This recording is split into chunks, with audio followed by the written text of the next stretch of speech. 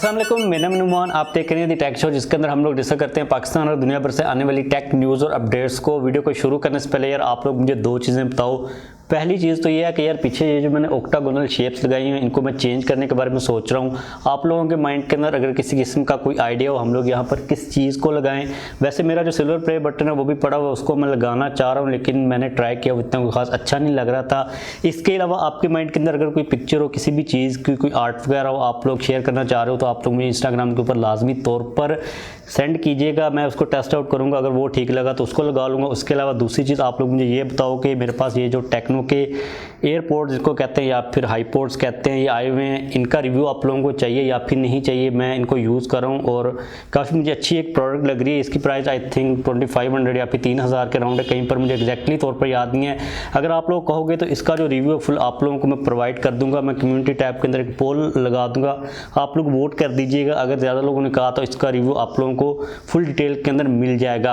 आते हैं आज की पहली न्यूज़ की तरफ, जो कि आ रही है जैज़ की तरफ से। जैज़ की तरफ से नहीं आ रही, जैज़ के रिलेटेड आ रही है। जैज़ का इस्लामाबाद के अंदर एक ऑफिस था जिसको FBI ने बैन कर दिया, यानी कि उसको सील कर दिया।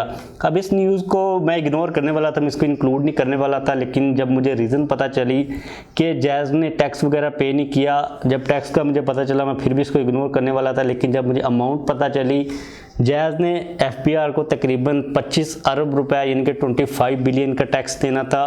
और जैज़ की बाद में स्टेटमेंट ये आई कि हमें जो नोटिस मिला वो आज ही शाम को ही मिला था। यानी कि आप लोग अज्यूम कर लो कि अगर किसी का 25 बिलियन का रुपीज़ के अंदर है या डॉलर के अंदर नहीं है, 25 अरब का अगर किसी का टैक्स हो और उसको नोटिफिकेशन एक शाम को मिले तो मुझे लगता है कि थोड़ी सी यहाँ पर गड़बड़ है। लेकिन टैक्स को भाई पे करना चाहिए, चाहे वो कोई टेक कंपनी है चाहे कोई भी कंपनी है। लेकिन मैं काफ़ी ज़्यादा सरप्राइजिंग था कि इतना ज़्यादा बड़ा टैक्स जो कि आप लोग पे नहीं कर रहे हो, which is a very bad thing. यार टैक्स को पे करना चाहिए, हम तो पे कर ही रहे होते हैं क्योंकि हमारा बिजनेस नहीं है, हम लोग कोई भी चीज़ बाय करते हैं तो टैक्स पे कर ही रहे होते हैं। इसके बाद अगली न्यूज़ आ रही है टिकटॉक की तरफ से। टिकटॉक ने अभी रिसेंटली एक पार्टनरशिप किया शॉपिफाई के साथ। अब ये वाली जो पार्टनरशिप है इसका पाकिस्तान से तो किसी किस्म का कोई भी लिंक नहीं है, लेकिन इस न्यूज़ को मैं इसलिए इंक्लूड कर रहा हूँ क्योंकि आप लोगों को मैं बताना चाह रहा हूँ कि भाई फ्यूचर के अंदर टिकटॉक के ऊपर आप लोगों को शॉपिंग का ऑप्शन मिल जाएगा। फॉर एग्जाम्पल टिकटॉक के ऊपर आप लोग चीज़ों को ऑर्डर कर सकोगे, आप लोगों को टिकटॉक से किसी और वेबसाइट के ऊपर जाने की ज़रूरत नहीं पड़ेगी। यानी कि भाई टिकटॉक पूरी तरह जितनी भी मार्केट्स हैं उनको ग्रैब करने की कोशिश कर रहा है। एडवर्टाइजमेंट के अंदर अगर हम लोग देखते हैं तो टिकटॉक के ऊपर काफ़ी ज़्यादा इस वक्त एडवर्टाइजर्स वो आ चुके हुए हैं। और इन द नियर फ्यूचर आप लोग ये चीज़ अज्यूम कर लो कि टिकटॉक के ऊपर अगर आप लोगों को कोई प्रोडक्ट नज़र आती है आप लोग उसको टिकटॉक के अंदर रहते हुए ऑर्डर कर सकोगे, और उसके अलावा आपकी जितनी भी पेमेंट्स होंगी वो वहीं से हो जाएंगी। यानी कि आप लोगों को टिकटॉक को छोड़ने की ज़रूरत नहीं पड़ेगी। और मुझे लगता है कि टिकटॉक अपनी जो ऑडियंस है, उसका जो यूज़र बेस है जो कि बिलियंस के अंदर है, उसको काफ़ी ज़्यादा अच्छी तरह यूटिलाइज कर रहा है। टिकटॉक अपने आप को मॉडिफाई कर रहा है। आप लोगों का इस चीज़ के बारे में क्या ख्याल है कि टिकटॉक को अपने प्लेटफॉर्म को इस किस्म की चीज़ों के लिए यूज़ करना चाहिए या फिर नहीं करना चाहिए? आप लोग इसके बारे में क्या सोचते हो नीचे कमेंट के अंदर लाजमी तौर पर बताइएगा, क्योंकि अगर आप लोग इन सारी चीज़ों को इंटीग्रेट करोगे टिकटॉक के अंदर तो उसका जो सीमलेस स्मूथ एक्सपीरियंस है वो जाहिर सी बात है कि वो ख़राब होगा ही होगा। इसके बाद अगली न्यूज़ यहाँ पर आ रही है हुआवे बैन के रिलेटेड। बाई US गवर्नमेंट ने कह दिया हुआ कि वो सारी कंपनीज जो कि हुआवे को चिप्स प्रोवाइड करती हैं वो कर सकती हैं एज़ फॉर एज़ उन चिप्स के अंदर 5G का किसी किस्म का कोई भी लिंक नहीं होगा। यानी कि नॉन 5G जो चिप्स होंगी वो कोई भी कंपनी हुआवे को सप्लाई कर सकती है।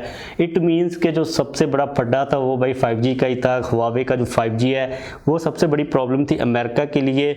और यार यहाँ पर मैं एक और चीज़ के बारे में आप लोगों को बताना चाहूँगा, मैं बात करना चाहूँगा कि हम लोग हमेशा अमेरिका को क्रिटिसाइज़ करते हैं कि इन लोगों ने हुआवे के ऊपर पाबंदियाँ लगाई हैं वगैरह वगैरह, जो भी सीन चल रहा है। लेकिन आप लोगों ने ये चीज़ कभी नोटिस किया है कि चाइना के अंदर ना तो फेसबुक चलती है ना गूगल चलती है, उन्होंने अपने सर्च इंजन बनाए हुए हैं। अली एक्सप्रेस वहाँ पर चलती है, वहाँ पर आई थिंक अमेजोन भी नहीं चलती। यानी कि जितनी भी बड़ी बड़ी कंपनीज हैं टैक की वो चाइना के अंदर नहीं चल रही होती। तो भाई चाइना को क्या मसला है, फिर चाइना भी उन सारी कंपनीज को अनबैन करे।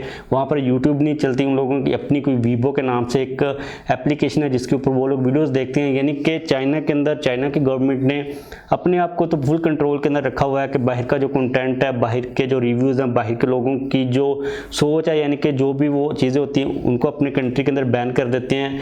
तो भाई अमेरिका और जो चाइना आपस में एक दूसरे के दुश्मन है, तो फिर जाहिर सी बात है कि अमेरिका ने भी हुआवे को या फिर चाइना को काउंटर करने के लिए कोई ना कोई मेजरमेंट्स तो वो लेने ही थे।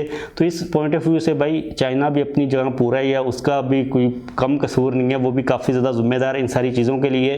क्योंकि भाई फिर अमेरिका भी अपनी ये चाहता है कि हमारी भी जो प्राइवेसी या जो सिक्योरिटी है वो हुआवे की वजह से ख़राब हो रही है, हम लोग हुआवे को बैन करेंगे। उसके पीछे वो लोग रीज़न चलो कुछ दे तो रहे हैं ना, वो अपने लोगों को चले कुछ रीज़न कुछ बेस प्रोवाइड करें कि हुआवे आपके लिए ख़तरा है। चाइना की तरह तो नहीं है ना कि भाई कोई आप क्वेश्चन ही नहीं कर सकते, यानी कि चाइना के अंदर तो आप लोगों को पता है कि कैसे कैसे न्यूज़ आ रही होती हैं।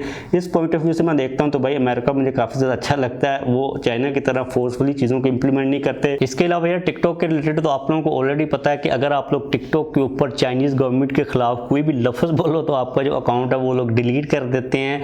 तो फिर इन सारी चीज़ों के ऊपर देखकर मुझे ये लगता है कि दुनिया के अंदर जो भी काम हो रहा है, अगर आप लोग उसका थोड़ा सा लॉजिक देखोगे, कोई भी अगर आप लोगों की नज़र के अंदर कोई भी बुरा से बुरा भी काम हो रहा है, उसके पीछे अगर आप लोग कोई लॉजिक ढूंढने की कोशिश करोगे तो आप लोगों को डेफिनेटली कोई ना कोई काउंटर लॉजिक लाजमी तौर पर मिलेगा। और यही थे मेरे अक्लमंदाना थॉट्स जो कि आप लोगों के साथ मैंने शेयर कर दिए। हम लोग मूव करते हैं नेक्स्ट न्यूज़ के ऊपर जो कि आ रही है एप्पल की तरफ से। अभी रिसेंटली एप्पल ने आईफोन 12 जो सीरीज़ है उसके ऊपर जो कोटिंग यूज़ किया, प्रोटेक्टिव जो लेयर यूज़ किया, सिरेमिक शील्ड, उसके बारे में एप्पल ने कहा था कि ये 4x जो है ड्रॉप रेजिस्टेंट है, आप लोगों का फ़ोन गिरेगा तो प्रोटेक्शन काफ़ी ज़्यादा अच्छी मिल जाएगी।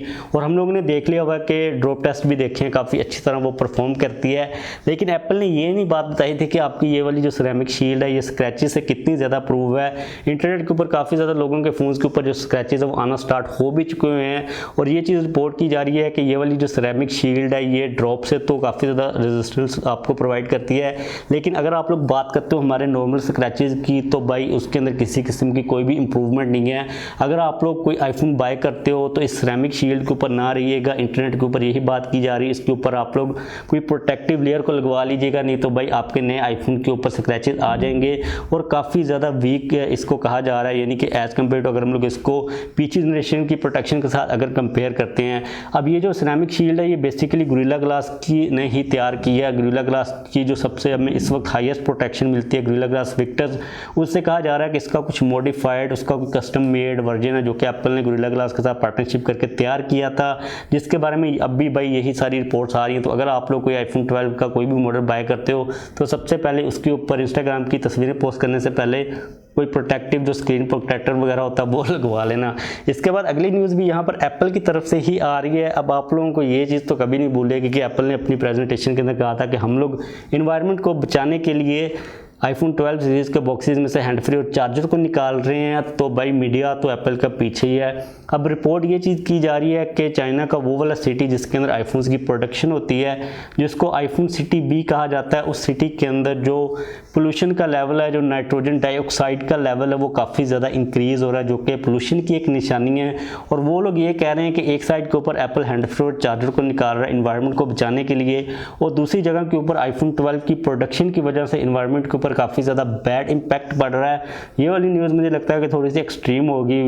मीडिया थोड़ा सा कंपनीज़ को टीज़ करने के लिए भी ऐसी वैसी न्यूज़ें निकालता रहता है, लेकिन भाई ये न्यूज़ की जा रही है और ये बात बिल्कुल सच भी है कि आईफोन 12 की जो प्रोडक्शन है वो काफ़ी हद तक बढ़ चुकी हुई है, जिसकी वजह से इन्वायरमेंट कहीं ना कहीं पर तो ख़राब हो ही रहा है। मे बी एप्पल की तरफ से इसके बारे में किसी किस्म की कोई स्टेटमेंट आ जाए, लेकिन अभी तक ये वाली जो न्यूज़ है इतनी कोई खास फेमस नहीं हुई। आपका भाई आपको सबसे पहले दे रहा है, तो एप्पल को जब पता चलेगा कि पूरी दुनिया के अंदर अगर ये बात डिस्कस होती है तो एप्पल में भी इसके बारे में किसी किस्म का कोई भी आंसर दे दे।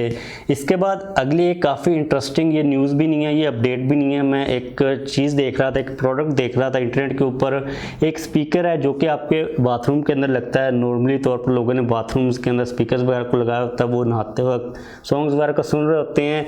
ये वाला जो स्पीकर है ये लगेगा आपके शॉवर के अंदर, और इसके अंदर जो बैटरी लगी हुई है वो जनरेटर से चार्ज होगी, और वो वाला जो जनरेटर होगा वो पानी से चलेगा, यानी कि आपके जो शॉवर का फ्लो होगा वो हाइड्रो पावर्ड जो जनरेटर होगा उसको रन करेगा, जिससे आपकी बैटरी चार्ज होगी, यानी कि पानी से आपका स्पीकर चलेगा। अब ये प्रोडक्ट के बारे में मुझे आइडिया नहीं था, लेकिन इसके बारे में जब मैं स्टडी कर रहा था तो मुझे पता चला कि इससे मिलती जुलती एक चीज़ पहले भी मार्केट के अंदर मौजूद थी, जो कि किसी और कंपनी की तरफ से आ रही थी, लेकिन ये वाली प्रोडक्ट भी काफ़ी ज़्यादा अच्छी है। आप लोगों को इसके बारे में क्या ख्याल है, आपको ये टेक्नोलॉजी कैसी लग रही है, नीचे कमेंट्स के अंदर लाजमी तौर पर बताइएगा। इसके बाद अगली न्यूज़ यहाँ पर आ रही है एप्पल की तरफ से ही, एप्पल के सर्च इंजन के रिलेटेड। अब आप लोगों को मैंने आई थिंक 2 दिन पहले कहा था कि हर साल गूगल एप्पल को पे करता है तकरीबन 8 से लेके 12 बिलियन डॉलर्स के अराउंड, ताकि एप्पल अपनी डिवाइसेस के अंदर गूगल के सर्च इंजन को डिफ़ॉल्ट के ऊपर रखे। और आप लोगों को शायद मैंने पहले ये बताया था कि एप्पल अपने सर्च इंजन के ऊपर काम कर रहा है। अभी सीन ये चल रहा है कि एप्पल ने अपने iOS 14 के अंदर जो सफारी सर्च इंजन है उसके अंदर जो वेबसाइट्स हैं उनके लिंक प्रोवाइड करना स्टार्ट कर दिए हैं, यानी कि आप लोगों को सफारी के होम स्क्रीन के ऊपर ही वेबसाइट्स के लिंक मिल जाते हैं डिफरेंट, यानी कि एप्पल गूगल के सर्च इंजन को बाईपास कर रहा है। यहाँ पर इससे ये चीज़ प्रेडिक्ट की जा रही है कि एप्पल बहुत जल्द अपने सर्च इंजन को मार्केट के अंदर लेके आने वाला है।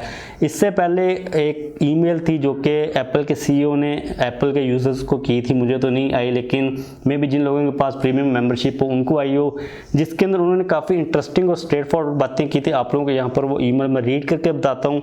उन्होंने कहा था कि our business model is very straightforward, यानी कि हमारा बिजनेस मॉडल भाई बहुत सीधा है।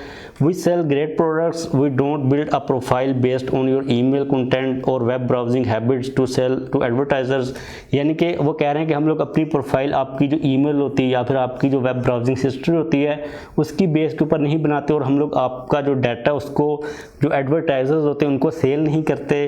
उसके अलावा we don't monetize the information you store on your iPhone और iCloud। अब यहाँ पर एप्पल ये कह रहा है कि आपके आईफोन के अंदर जो इन्फॉर्मेशन होती है या फिर आपकी वो वाली इंफॉर्मेशन जो कि आप लोगों ने iCloud के ऊपर स्टोर की होती है, हम लोग उसको मोनेटाइज नहीं करते।